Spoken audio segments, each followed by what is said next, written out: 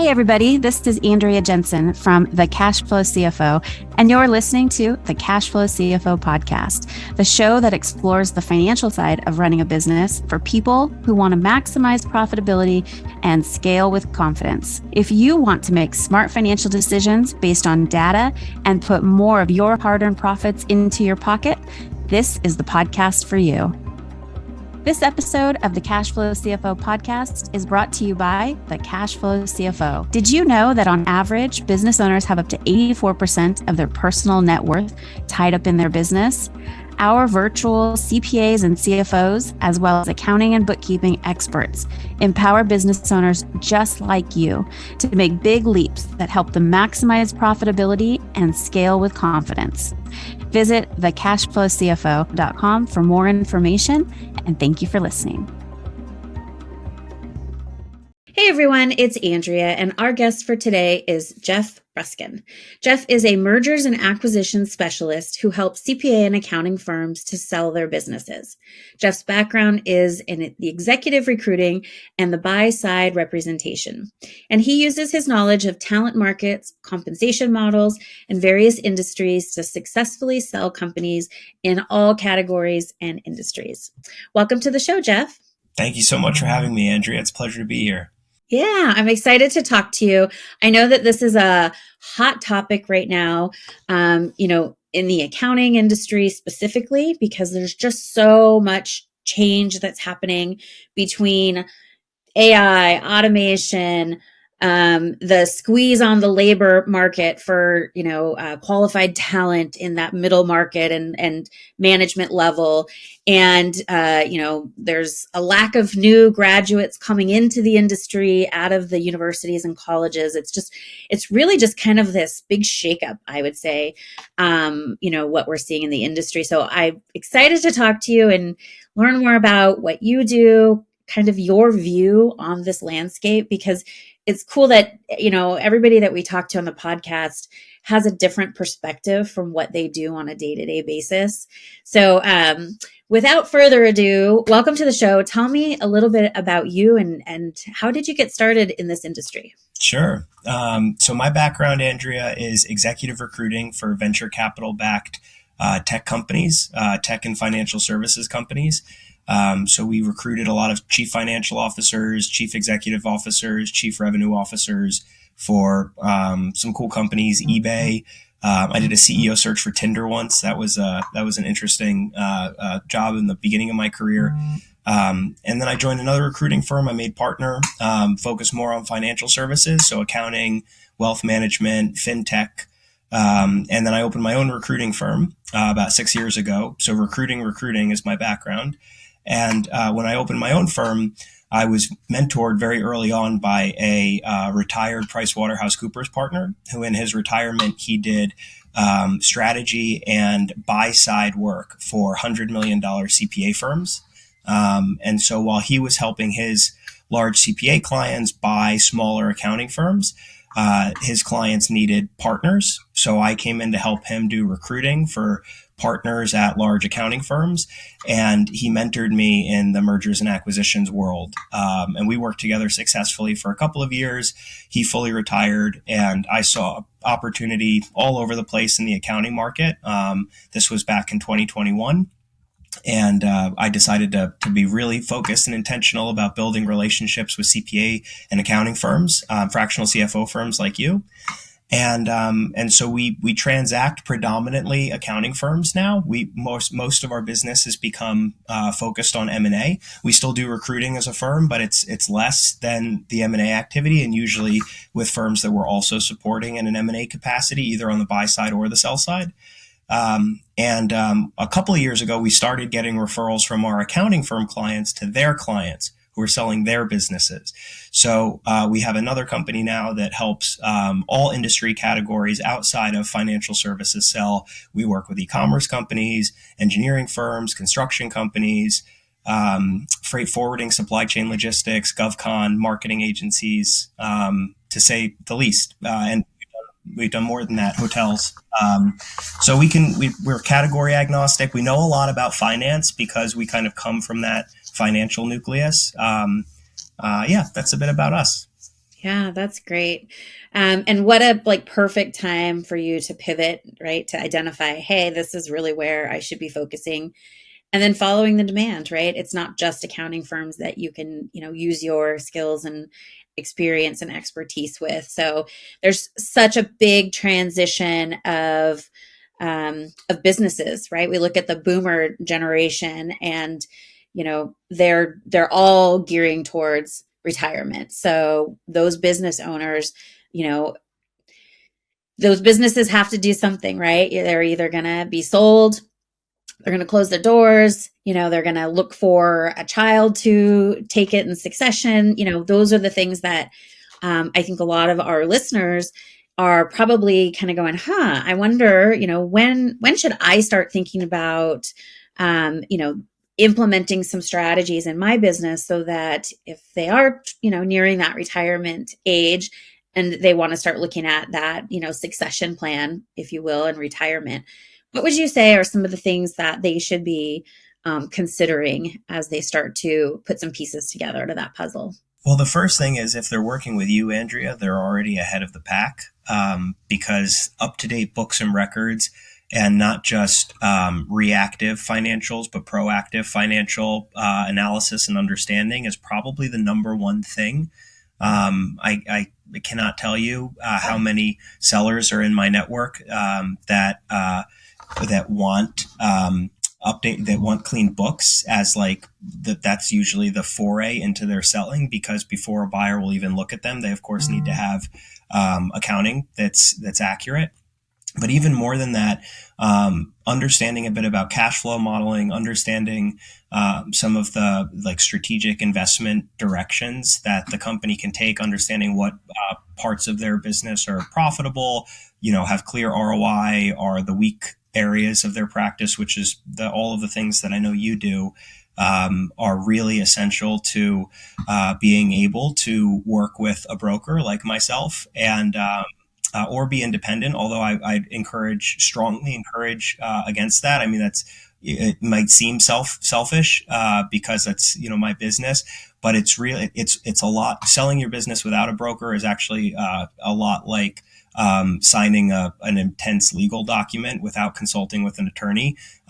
There's an expense involved, but the expense is actually all about saving you orders upon orders upon orders of magnitude of risk associated with doing it wrong. And the couple of times that I've actually passed on sellers, just an interesting quick anecdote.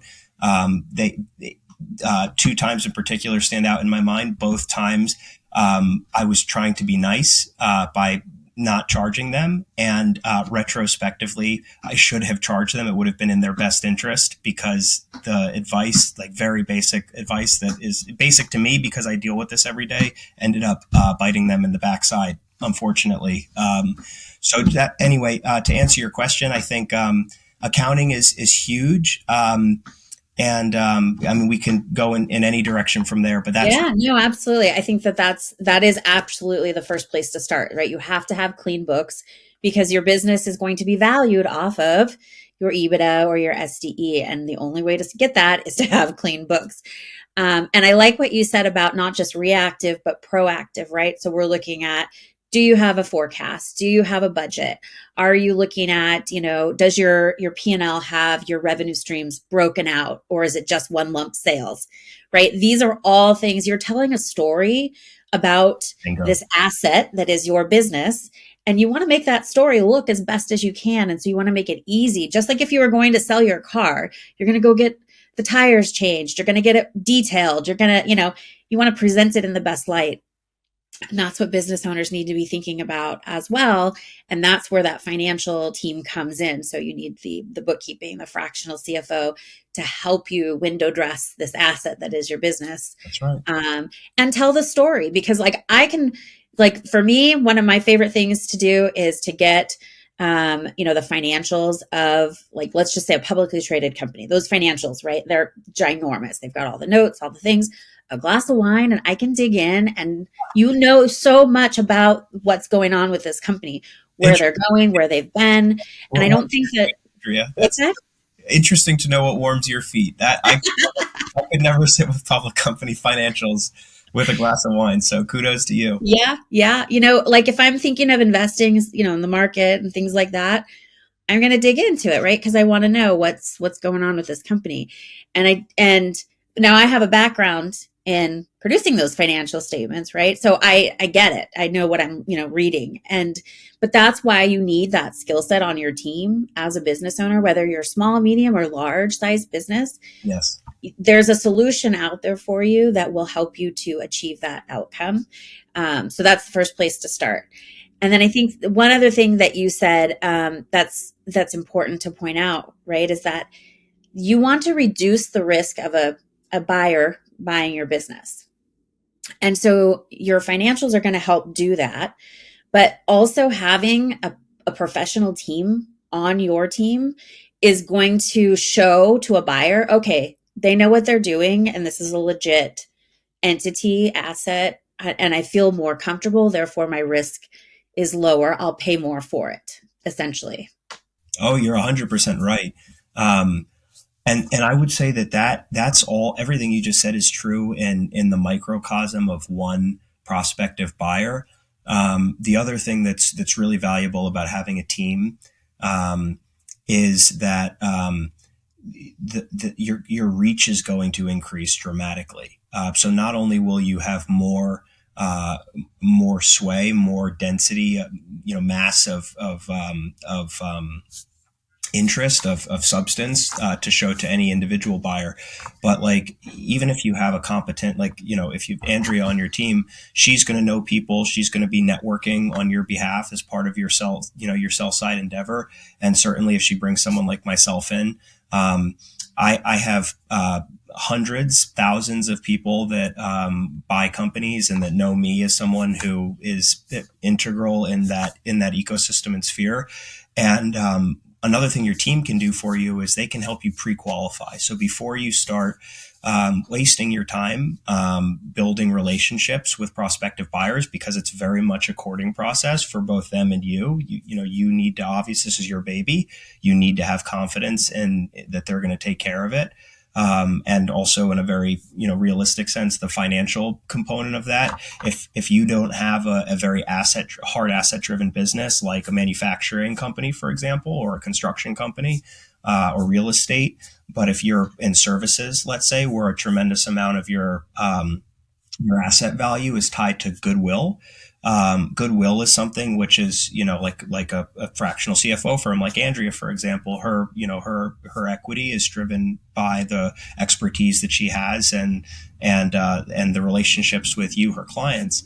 So, the same is true for marketing agencies, for doctors' offices, any business that's based on expertise. It's unlikely you're going to get all of your cash at closing if you're in a situation like that. So the ongoing relationship is both, valuable on the soft side as well as valuable in hard financial terms. And so, pre-qualifying for both the right fit for you when it comes to the culture, and then also pre-qualifying for who has the kind of makeup to ultimately arrive at an offer that's substantial enough and that's fair. Because, you could throw around a lot of big numbers, but if you tie those numbers to terms that have clawback provisions in them and all kinds of crazy stuff, which folks like myself and Andrea are very familiar with, your team can help you to navigate all of that and make your life easier, but not only easier, ultimately it's going to be a successful solution. Because just one final word, what I've seen is the people who don't have the robust teams, again, it can be very mentally exhausting. Think about selling a house, but on steroids, because your house kind of has a common asset value to it. And there's a certain regularized, fair practices, rituals that go through the profession. Businesses have so many unique indicators between talent and software and workflows and market share and customer base and direction, and the list goes on, that it really takes a team that is in your corner and wants you to be successful, for you to have a maximum opportunity. hmm Absolutely. And I think there's some building blocks in there too, right? So when we have a client that comes to us and says, I'd like to sell my business, we're going to do that first kind of, all right, here are the things that we need to do in this order. Those are all going to improve the valuation and the ultimate sales price that you can get for your business. Right. So one of the biggest things that we are coaching and helping guide with our businesses is a professionally managed team. So I think a lot of times, and this goes back to your talent recruiting background, because within a service-based business, right, without like we've kind of split them and said these are asset-based, these are service-based, your team is your product, right? They're delivering what it is that you sell. And so it's important to understand, going from a owner operated company to a professionally managed company that has systems, processes, checks and balances. It's an automated process. Your customer acquisition, you understand this customer is worth X, so I'm willing to pay this much for it, right? These are all the little components that we pull out to be able to show that, hey, this business model is really profitable. And then those are some of the starting steps that businesses should look at when they're preparing for a sale. I agree completely. I think it's also worth bringing up that on the topic of talent, Andrea, some of the firms, the folks that I deal with, the owner operators, are considering a sale, but it might not be because they're imminently looking to exit the business. It might be because they're looking for a capital injection in order to franchise.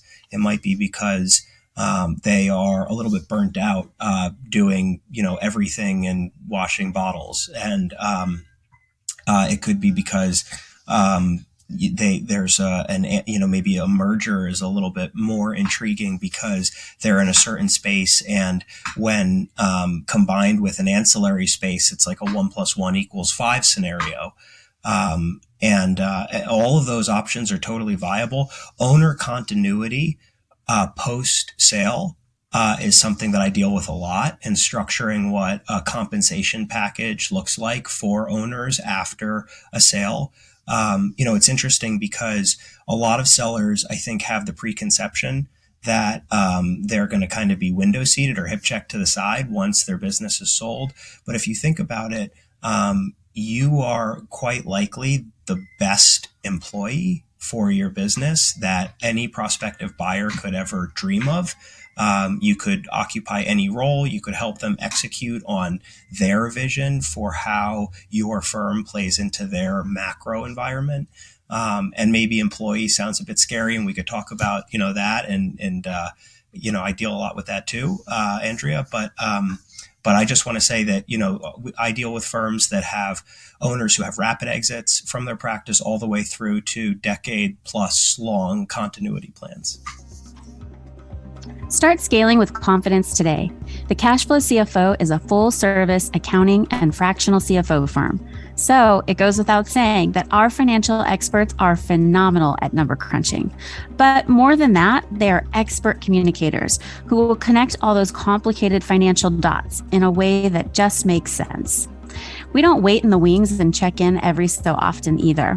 With our boutique approach, we position ourselves front and center, watching over every dollar that comes in and out of your business as if it was our own. So if your business is making money and you're ready to take it to the next level, but you're not sure you completely understand your numbers, and you're looking for that trusted guide to help you build a roadmap to reach your financial goals, it sounds like we would be a great fit. Visit thecashflowcfo.com and let's get started empowering you to build and scale your business the way you want to today. Yeah. And there's pros and cons to both, right? Depending on the situation. But ultimately, what I think is the win-win here is that the seller sells the business or does a merger, and they stick around for the ultimate big activity that's going to happen 3 to 5 years down the road. So what's that? The second bite of the apple. Second bite of the apple, exactly. Because I think, we talk to business owners all the time, and they're like, "Oh, I'm so done. I just want to sell it and be done." And it's like, well, let's look at that, because one of the first things that I walk them through is, what's that number that you need to live off of? So if you were to take your sale price and invest it in an asset that generates interest for you, let's just say 6 or 8%, right? Be really conservative. That number that spits off in interest, can you live off of that? Most of the times it's no, because, we're working with small to medium sized businesses. And so that's where, when we talk strategy, it's like, well, okay, we need to find somebody that you're going to be a piece of their big plan. And 3 to 5 years happens like that. And then you get that second bite of the apple when they do the much bigger transaction that you couldn't do with your skill set and your experience. And so that's really what becomes like oh, okay, I didn't know that was a thing. So tell me, what are your thoughts on that? I think you're exactly right. It's so funny. I had a call last night with a seller who I'm working with right now. They're about a $1.5 million company and in top line revenue. It's a professional services firm, 2 owners. One of the owners is maybe late 60s, early 70s. I think his family is more ready for him to be done than he is, but he's ready to wind down over the next 2 or so years. And the other gentleman is in his late 50s and is going to be planning to stay involved for, could be 5 years, could be 10 or 12. And so I have them talking to a $7 million technology company, which also happens to have, it's a technology company that kind of serves the same industry as the services company does. And they already also have a services vehicle. So it's like a nice sort of ecosystem environment.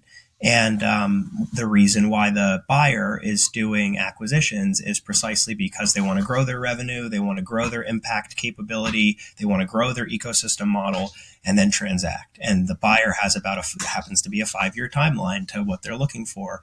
And with the younger gentleman's desire to stay on for at least 5 years, he wasn't even of a mindset when we engaged, him and I, to sell his business, that maybe some of his equity, if you would, could be rolled over into the new company. But now that he's listening to them and kind of all of the excitement that he has about, operating inside of the ecosystem environment, he's like, wow, well, now not only can I participate in my growth when it comes to what's going to happen in the next 5 years, but then there's going to be another event. And, the numbers start to look like, $1.5 million, he's, we'll say for the sake of argument, half of that is equity, just to oversimplify it. So 750,000, he rolls over his 250, 250, which 1/3 of his kind of, equity, if you will. That 250 could be a heck of a lot more than 250 5 years from now. And it likely will be, based on the sort of trajectory and all of the resources that the buyer has at their disposal already. Yeah, absolutely. What's that saying? I'd rather have a piece of a watermelon than the whole grape, because it's staggering when you look at the multiples at different EBITDA levels. So let's just say you're under $1 million in EBITDA, right? Depending on your industry, there's going to be a different multiple, but it almost triples when you get to a 5 million EBITDA, or, as the numbers grow, the multiple changes tremendously because your buyer changes, and it's a different, it's just a whole different way to look at it. But I think that is such a, expanding mindset, expanding horizons of what's possible for you, because, business owners, you guys have hustled, you've built something, it's got value, and it's just really, how do you package and position it so that value, continues to grow outside of what you've built. And so I think, for anybody that's listening right now, I hope you just got I need to learn more about that. So, yeah. And to Andrea's point, it works regardless of where you're at. So if you're a $1.5 million firm that's talking to a $7 million firm on the way to being 15 million. Another example is yesterday, actually, as of the recording of this podcast, Andrea, we closed our largest deal ever as a firm, which is a $21 million enterprise value. It's the largest we've done yet. And the $21 million firm, we sold to a firm that's currently doing about $200 million in revenue, a private equity firm, which, so where the multiple in that situation was something like, I want to say 8 to 9 times adjusted EBITDA. The PE firm's current valuation is more in like the 14 range. And by the time they sell, it's likely going to be in the 20 to 22 times adjusted EBITDA range. So there was some rollover equity involved in that deal. And on day one, basically halving again the value of the equity that the PE firm is allowing the seller to roll into it. Yeah, it's amazing. It's such a great wealth building strategy for business owners. So it's definitely something that should be on the radar and part of the conversation. For sure. So what else would you say you're seeing a lot of in the market right now?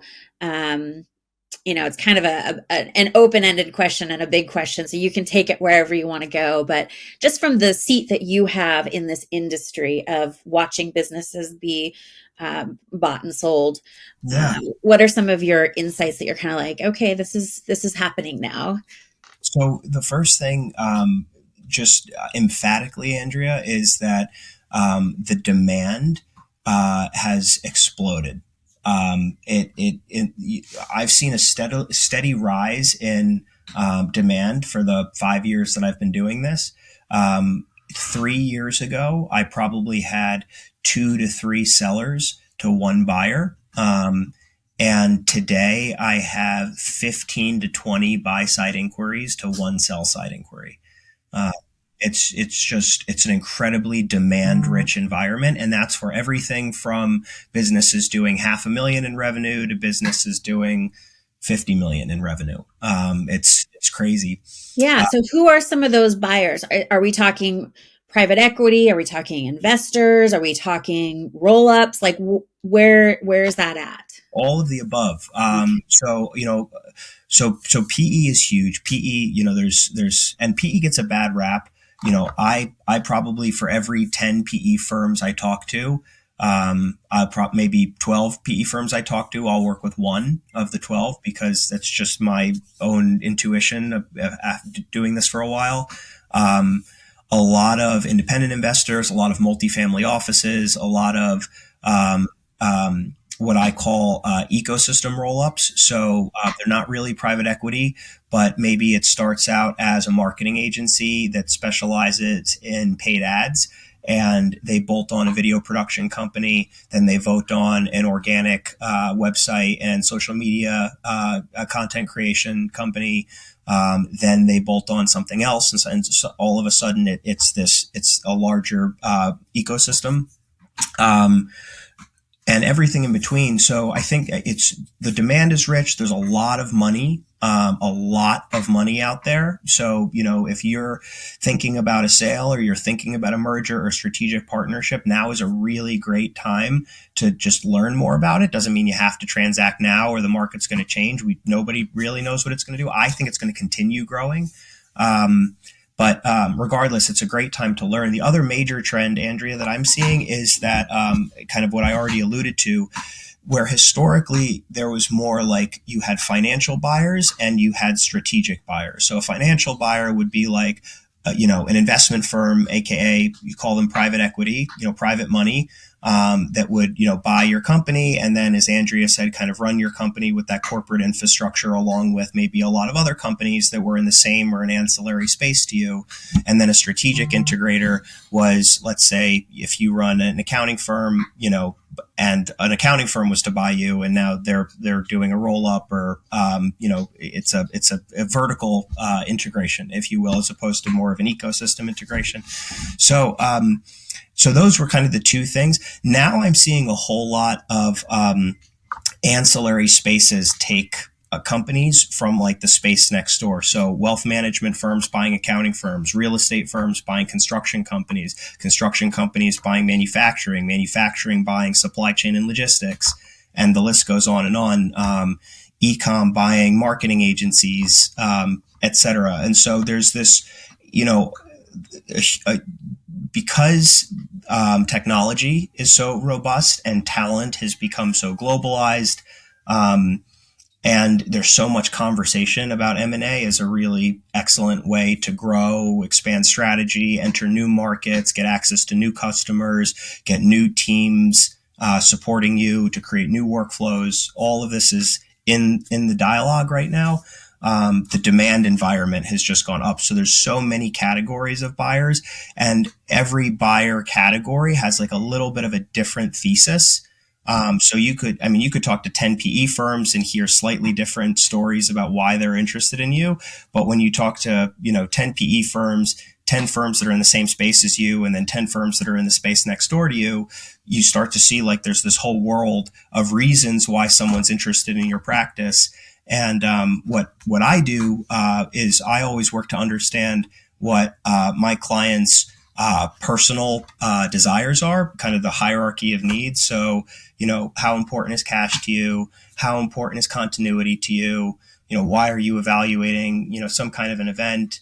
What are you interested in learning more about? And what sort of opportunities do you see as really achievable within your business with the right resourcing behind you? And based on that, discovery process, I can kind of curate where I think we should look and where we should not look, to preserve time and the kind of bring forward the offers that are most aligned with the highest and best version of your future that you see for yourself.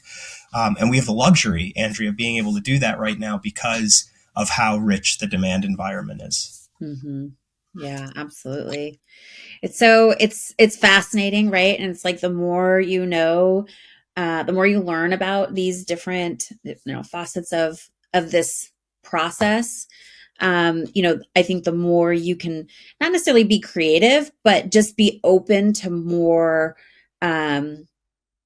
ways to get the outcome that you're after. Because a lot of times you're going to see, it's structured with an earnout. It's going to be structured with, you're going to come on board for X number of years or whatever it is. You're going to retain this much equity, or you're going to roll it into, whatever it may be. And so I think just to kind of sum it up, the best advice for business owners that are thinking of selling, it's get into the lingo and the different options that are out there for you. So you don't just close down or shoot down a possibility for how it could look for you. Because I think that's what I see a lot and talk to a lot of business owners. And I think it's just lack of it's new to them. So of course they're a little bit like, I don't know, I'm unsure. I just think it should be like this. But this now has so many ways that it could be. And I think that's what you're saying too, right? With all the different types of buyers out there, it's not just black and white. You're going to sell your business, get a chunk of change and ride off into the sunset.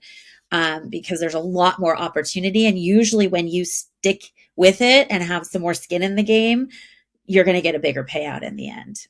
You will. I think, the cash-oriented deals are always going to be less than the deals which have some aspect of conditionality in them. And everyone has a different risk profile, Andrea, and that's very well. A lot of the older folks that we work with, 60s, 70s, and beyond, less time continuity desired, and also it's their baby. And so a conservative approach, I'm running an engineering firm, I want to sell to an engineering firm. I get that sort of that kind of feedback a lot, and we can work within whatever framework is, again, this is your baby, not ours. What I work to do, to your point exactly, is to just help clients understand the environment that they're in right now, because I almost attribute it to your point, which is so perfect about not closing doors. Imagine, if today, you said, well, ChatGPT or, AI is the new thing. And, but it's like, it's new and I'm not going to use it because it's new. I'm not going to learn it. I'm not going to, it's the opportunity is that immense. And now it's like 2 years into OpenAI and ChatGPT. It's like, we all talk about how if you don't use it, you're crazy, because of how powerful the tool is. The same is true for understanding what the environment looks like today, because the better you understand what's the options that you have, the better equipped you're going to be to say, well, I could be open to that if it looked like this. And that's what we're driving at, is we want to understand what options you're open to so that we can bring you the best slate of things to your consideration. Mm-hmm. Yeah, absolutely. And that's why it's also important, like you said in the very beginning of our conversation, to work with somebody who this is what they do, right? That's why you need that trusted guide that can explain things that might be complex, scenarios, can break it down for you, walk you through it, and then try it on. Does that fit for what we're after here, what our desired outcome is? And then they're going to bring in the right partners. So for example, you might bring in me and my firm to help get the financials in order, get all of those projections, get all the, forecast things, all the things that you're going to need to take to a seller. So you want them to have the resources to connect you with the right attorney, to connect you with the right, there's so many pieces to a sale that you don't want to, go without one of those, because it will end up, biting you in the butt down the road.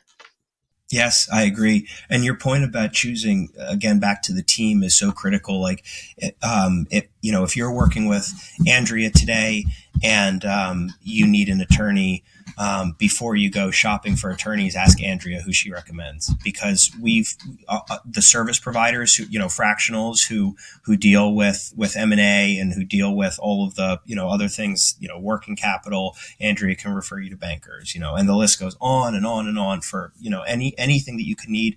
Ask providers who you trust to help you select your team members, because it is amazing the damage that a bad attorney, for example, can do. It only takes one rotten apple on your team, and unfortunately, everything can go sideways. Yeah, absolutely. And this is the biggest transaction, of most people's life. So you want to make sure you are doing it right. So that's a really good point. So this has been an absolute, it's such a great conversation. There's so much info in this short amount of time for our listeners to play it back, take notes, ask questions, reach out to either one of us. So Geoff, how can people get in touch with you if they want to learn more about your services or ask some questions to you? Yes, please. So my LinkedIn profile is the best way. You see my name, Geoff Bruskin. And you can connect with me, send me a message. My email address is on there, and that's definitely the best. Perfect. And we'll put that in the show notes as well, so people can link out to find you. And, I just want to thank you, because I think that we don't talk about this enough in the business community. And I'm in so many different business groups and things like that. And I was just at dinner with two of my clients last week, and we started down this conversation, and they were just like wide-eyed going, "Tell me more." And I'm like, "What do you want to know?" And people are hungry for this information, and they're hearing of it on the peripheral of all of their, business conversations, but, having access to someone like yourself, like us, ask questions, don't be shy. It's so important. And it would make us really happy to be able to help you make the right, next step move, or just, it's talk shop for us. We love it. We talk about it all day long, because that's what we do for a living, and we love it. So all that to say, save this episode, go back, re-listen to it, take notes of well, wait, what does that mean? What was that term again? And dig into it deeper. So, Geoff, thank you so much for being on with me today. It was an absolute pleasure. And thank you to all of our listeners. Thank you for listening. Don't forget to like and review, and we'll catch you on the next episode. If you're looking for more content or resources in the meantime, check out our website for information, blogs, and our I've Got a Spreadsheet for That series. That's thecashflowcfo.com. Again, thecashflowcfo.com. We can't wait to hear from you.